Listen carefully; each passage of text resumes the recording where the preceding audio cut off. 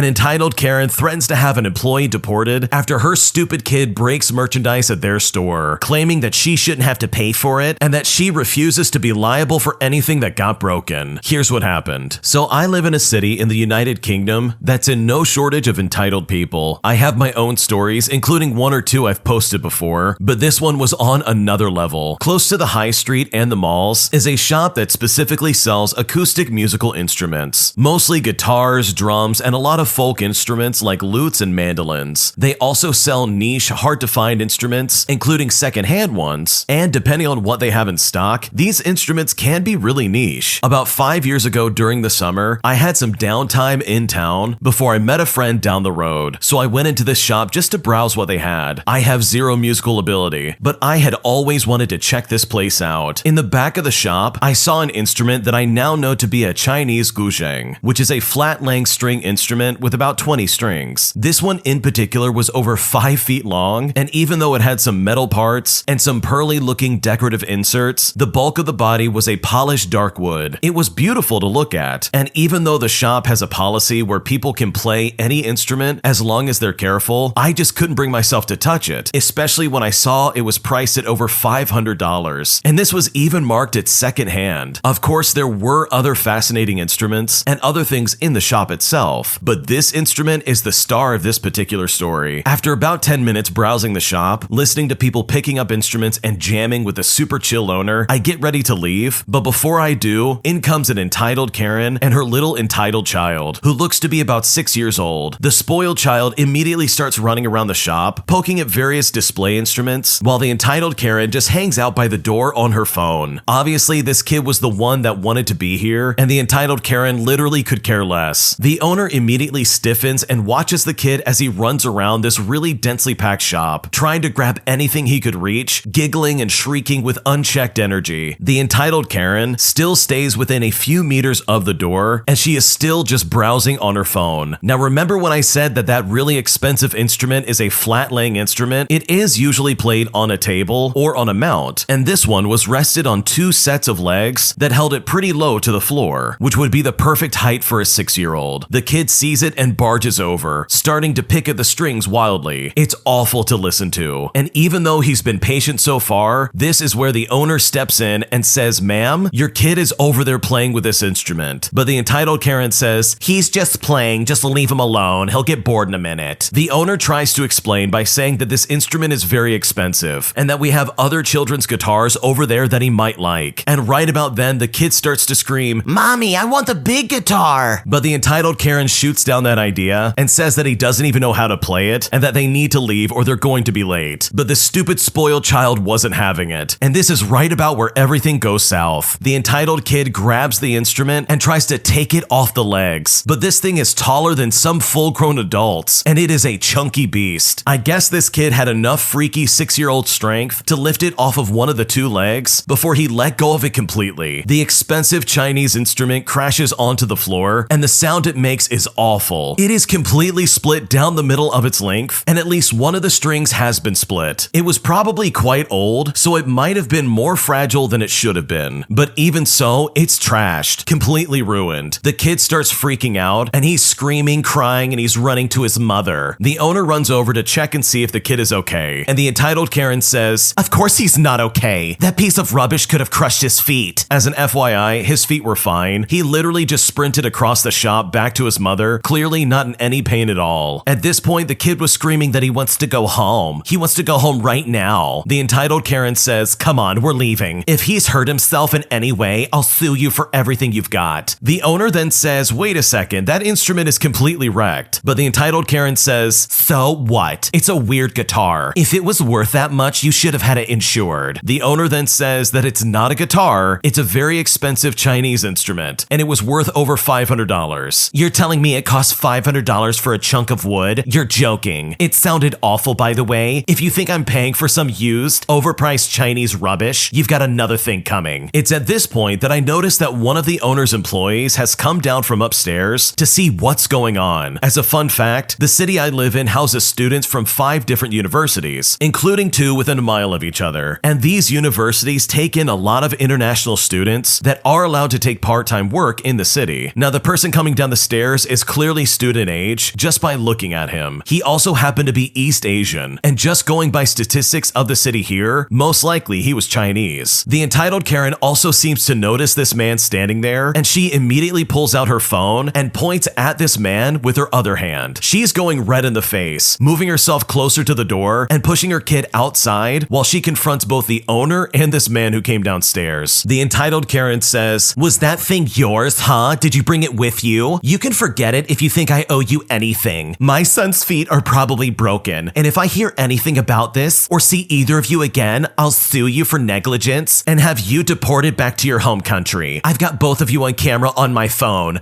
I know who you are." And with that, this entitled Karen charges out the door, grabs her entitled kid by the wrist, and bolts down the street. The owner and the student just look absolutely shattered. The other people in the shop, including me, offer to help clean up and ask if they're okay. After a few minutes, I had to leave them to it as I was already late to meet with my friend. In the end, I never followed up on the situation, but 5 years later, the owner is still running the shop, so clearly nothing happened to them. I took my now partner in there a couple of weeks ago, and they had not only one of those instruments that the lady broke, but now they had two absolutely beautiful versions of it up for sale. So in the end, it looks like things kind of worked out. That really is an awful situation. That entitled Karen was very clearly racist. Like, there's no other way of putting it. She made a stereotype based off the student coming down the stairs and tried to make false claims that she was going to start deporting people if she got in trouble for breaking the instrument, which, by the way, thanks for admitting that your kid broke it. And it's also ironic of how bad of a parent she is if she would bolt out the door after her kid supposedly broke his feet. Like, wouldn't you want to carry him and take him to the hospital if he really did break his feet? Like, seriously, get a grip, lady. But it does sound like nothing really did happen, and just like the typical entitled Karen that she is, she was all bark and no bite. If you like Am I the Jerk, you're probably going to love Am I the Genius. Check it out, link down below in the description. Am I the jerk for exposing my future sister-in-law at a family event that she severely bullied me while we were in high school? Here's what happened. I want to start off by saying that all the names in this story are fake. In high school, I used to be friends with a girl by the name of Anna. We were close until junior year when I discovered that she has been spreading false rumors about me. However, even after I stopped being friends with her, she continued to make up lies about me and made my life a nightmare right up until we graduated. We went to different universities, and I'm in my mid-20s now. My older brother Carter went to the same university as Anna, and recently he announced that he had gotten engaged to his girlfriend. Our family was happy for him, but we were surprised at the same time since we didn't know he was dating anyone. He said he would introduce her at the upcoming family party. The party rolled around, and guess who walked in the door with Carter? That's right, it was Anna. I honestly thought I was hallucinating, and I felt sick seeing her again. Carter left Anna with some relatives and then came over to me and asked to talk. We went into another room, and Carter explained how he had met Anna at a party and didn't recognize her, but it was love at first sight. But after he found out her full name, he realized it was the same Anna who spread lies about me. He confronted her, and she claimed to not remember me or anything she did. He let it go because he really liked her. He then pleaded with me to be nice to her since she didn't remember what she had done and that she was a good person. I just told him I needed a moment to myself to process everything. When I eventually went back to the party, I decided I would ignore her. I didn't say anything rude, I just didn't talk to her or acknowledge her at all. She didn't talk to me or acknowledge me either. But when we sat down to eat, everything started to pop off. One of my aunts asked me how I felt about my brother getting married. I tried changing the subject, but she kept pressing me on it. So I eventually snapped and said something like, I actually don't feel great about it, considering his future wife bullied me and never apologized. Everyone then turned to look at Anna. She just started crying and ran out of the room. Carter went after her and they left early. The rest of the night was chaotic because everyone was asking me what happened, and I told them. Later, Carter called me and said I was a horrible person for embarrassing Anna in front of the whole family, and I was being petty over high school drama. He demanded that I apologize to her, but I refused and said that he was the awful one for blindsiding me with this, and that if she never bothered to reach out and apologize for what she did while they were dating, I wasn't going to let it go now that they were engaged. He kept insisting that she doesn't remember, and she can't apologize for something she doesn't remember, but I think that is utter BS. I ended up hanging up on him. The way I see it, I was asked a direct question and I provided a direct answer. Also, I don't think I have any obligation to cover for her when she made my life a nightmare, especially when she's obviously lying about not remembering what she did. So am I the jerk for exposing her for the bully she was to me in high school, I don't think you're the jerk at all. I would have done the exact same thing. Call me vicious, call me petty, but if someone messes with you like that and makes your life a nightmare as a child, you not only have no reason to try and forgive them, but you also have every right to call them out when they suddenly have this convenient amnesia about what they did. And that is exactly what this Anna person did. And you know what? Your brother is an idiot. If he really cared about you, and if he really did know who this person was, he should have called you and said, hey, there's this girl I met, and at least explained what was going on. Like seriously, he knew what was going on. There's no way he didn't know this was the same person who bullied his sister. Like, come on, are you serious right now? And he is seriously a complete moron if he thought that little talk off to the side would have been more than enough to try and satiate any of the anger that the original poster was feeling towards Anna. Like, I don't know about you, but as someone who did get bullied in high school, I would be absolutely furious if my bully was marrying my sibling and my sibling didn't even tell me about it in the first place. Also, you can obviously see that Anna suddenly remembers what she did when she ran out of the room crying. Like, come on, are you serious? Why else would she run out of the room crying if she didn't know she was absolutely at fault and the original poster had her dead to rights? So personally, in my opinion, I don't think you're the jerk at all. You didn't do anything wrong, and if anything, you redeemed your childhood from this lady who clearly tried to ruin it. And if anyone's got a problem with that, they can take it up with your brother Carter, because he's the one who's dumb enough to try and marry her. Am I the jerk for not wanting a stranger to attend my wedding? So a couple of months ago, my brother told me he had been dating a guy and wanted to bring him as a guest to my wedding. My wedding is very small, and it's going to be an intimate one, with only family and close friends of myself and my fiance being invited. I asked who this guy was, and he wasn't anyone I've ever met before. My fiance and I had taken care of only inviting the people that we were closest to, and I really didn't want someone I've never met before there. My brother wasn't happy. He said it was the perfect opportunity to introduce his new boyfriend to the family. I said my wedding isn't for that. It's for celebrating my marriage. To compromise, I suggested he plan a family dinner and bring his boyfriend to that instead. Once the dinner was over, I would have met the boyfriend, so then I'd probably feel more comfortable with him going to the wedding. My brother agreed, and I followed up with him a week later, asking when the dinner was, and he asked me to schedule it. I said I was in the middle of planning a wedding, and I felt he needed to schedule it since it's his boyfriend. I followed up later, and he said he wasn't sure what day would work. In fact, he never brought it up after that, and neither did I, because I was honestly so busy. My wedding is next week, and my brother still wants to bring his boyfriend, but I said no. I don't want some stranger at my wedding. At this point, it's too late to schedule a dinner, because the next week is booked with wedding activities, and there's no day I'll have time to drive 2 hours to where the rest of the family is. He says that I'm being a jerk for not letting him bring his boyfriend to the wedding, so this honestly begs the question, am I the jerk for not wanting a stranger at my wedding? I don't think you're the jerk at all. This is your wedding. You get to decide who's there and who isn't there, regardless of who they are. And it's incredibly selfish for anybody to try and dictate who can and cannot be there. I mean, they're not getting married. They're not the person getting married actively right now. That literally falls on you and your partner. And just imagine if you didn't have any kind of autonomy over who could and couldn't be there. Do you know how annoying that would be and how frustrating it would be to have anybody show up to your wedding? You clearly want it to be a small and intimate environment. You want to have people there that you know and care about and have some kind of connection with. I think that's a completely reasonable thing to have for your wedding. There's nothing wrong with you being hesitant about this new person who you literally, by the way, don't even know. So you saying no to your brother's boyfriend showing up to your wedding does not make you a bad person, and it definitely doesn't make you a jerk. If anything, your brother is clearly just being lazy, and he couldn't take the time to try and schedule a dinner so that you could at least be comfortable with him being around. Like seriously, he thought you were gonna plan the dinner? You're planning for a wedding. You don't have time for this. If he wanted to get this done, he really should have done it himself. So honestly, this is nobody's fault but your brother's, because if he really wanted his new boyfriend to be welcomed into the family, he would have taken the time to try and introduce him to you before your wedding. My boyfriend is moving down to Florida for work and wants me to follow with him, which would then leave behind so many business opportunities as well as my family in my hometown. And at this point, I seriously don't know what to do. So my boyfriend and I have been dating for about 2 years now. He is in the military, and we met through a mutual friend in my small town while he was stationed there. 1.5 years into our relationship, he's getting reassigned to Florida, which is 16 hours from my small town. We have been doing long distance due to myself being in school. I just graduated, and he expects me to move down to Florida, which would be an amazing opportunity, but in my small town, my family lives here, as well as my mother, who I'm very close with. I have have 4 Airbnbs. I have great health insurance and a great job. I do not want to leave my mother and sell my Airbnbs. Yes, I could do it long distance, but my Airbnbs give me passion. As they are mine, I renovate them, and I clean them after every guest that checks out. So honestly, what should I do? Should I move to Florida for my boyfriend, or stay in my small town with my family and my passion? My boyfriend doesn't talk about marriage at all. He will give me a small word about marriage, almost as if he's baiting me with it. In Florida, I'm gonna have no family with no plans of marriage. Basically, I will have absolutely nothing for me there. I know I will make something of myself, but my mother is guilting me into staying in my small town, and my boyfriend is guilt-tripping me to move to Florida. What should I do? Honestly, I think you need to reread what you wrote, because you have not given a single reason as to why you would want to go to Florida. Like, honestly, if you don't want to go there, then maybe you should try long distance again. Being pressured to go simply because your boyfriend's gonna be living there for work is in and of itself incredibly unfair and very selfish of your boyfriend. He's expecting you to uproot your entire life and your business opportunities just to move to an entirely different state and be with him specifically. And you would be going down there without any plans of a job or any way of supporting yourself. And that, in my opinion, is a really bad idea. If anything, I would at least try to find some kind of work if you wanted to go down there and be with him, but to go down there and leave everything you've established behind without some kind of plan of action when you do get down there is only going to cause a nightmare for you and your boyfriend. And that, in my opinion, is a terrible idea. A guy I started dating a week ago said that we need to have a talk about me not calling him back, but I barely know him and I really feel kind of creeped out by this, and I seriously don't know what to do. So I met this guy about a week ago. We hung out 3 times since then. He would say things like he feels like he's known me forever on the first date, and I thought that was kind of corny, but whatever. The second date, he said he wants to take care of me and wants me to talk to him about anything I'm going through. I also thought that was way too early on to say that, but again, whatever. But honestly, I didn't really feel like going out with him on the third date because I really felt a bit uneasy. But I have a history of turning down men who are very open and zealous about wanting me. It's a cycle I'm trying to break, so I said to myself, let's do it. He said he had to leave the next weekend. He was only gone for like 2 or 3 days. The second day he was gone, he called me and I didn't answer. I texted and I said I would call him back later. Honestly, I felt a bit anxious when he called for some reason. Plus, I get in moments where I just don't want to talk to anyone for a while, and all my friends and family know this. I texted him hi the next day, and he immediately responded by saying, "Hi, I thought you said you would call me back yesterday." I apologized and I called later, but he didn't answer. And when he called me back, he sounded really tired. At the end of the conversation, he said to me, "You said you would call me back yesterday, but you didn't. But you know what? It's good. We could discuss it later." I said to him, "I'm sorry, but why is this a thing we need to discuss later?" He said something, I can't really remember, because I got a little bit upset and a little bit triggered, but he said again that we're just gonna discuss it later. I said to him, "Look, I apologized, and I am sorry. I should have just told you that I didn't want to talk that day. But why are we having a discussion about this if I met you like a week ago?" He just said to me, okay, we won't discuss it then," and then changed the subject, but I was not interested in talking more at that point. I just hate being questioned by someone I barely know. Part of me is wondering if I could have said it better, and part of me is wondering if this is an early sign of possessiveness. I don't know. I've had such bad luck dating, plus I've made very bad choices in dating people who really couldn't care about me, or are not serious about me in the past, so maybe I'm not used to people being concerned about dating me. I've gone 5 years without a serious relationship, so my dating intelligence feels so low. What should I do? Honestly, this guy kinda sounds like a weirdo, I'm not gonna lie. You have met him a week ago, you barely know him, and this guy's trying to be like, "Oh, we're gonna have to talk about this later." Like, no we're not, this is weird. Why do we have to talk about me not answering your phone call? It also kinda makes me wonder if this is how he's gonna act later in the relationship. Like, let's say you do become boyfriend and girlfriend, and you're going steady for a while. If you don't do things that he wants you to do, is he suddenly gonna turn into this weirdo and be like, "Wow, why didn't you call me back? Why didn't you do this, that, or the other?" Like, seriously, that just sounds really creepy to me. A week into a relationship, in my opinion, should not have that type of criticism already. Even if he had hoped for a call, this guy should have framed it in such a way where he was looking forward to talking to you, instead of act like he was reprimanding you like you're a child, which you definitely are not. So in my opinion, if you do decide to keep seeing this guy, I just would not ignore that weird feeling that you have about the way he's acting, because from the outside looking in, his behavior is incredibly strange, and I don't think you should ignore that in the slightest. Thanks for watching. When you subscribe, make sure to hit the bell to turn on notifications so you never miss a video. To finish listening to all the stories, use the playlist at the top of the description. And if you like Am I the Jerk, you're probably going to love Am I the Genius. Check it out in the description below and subscribe.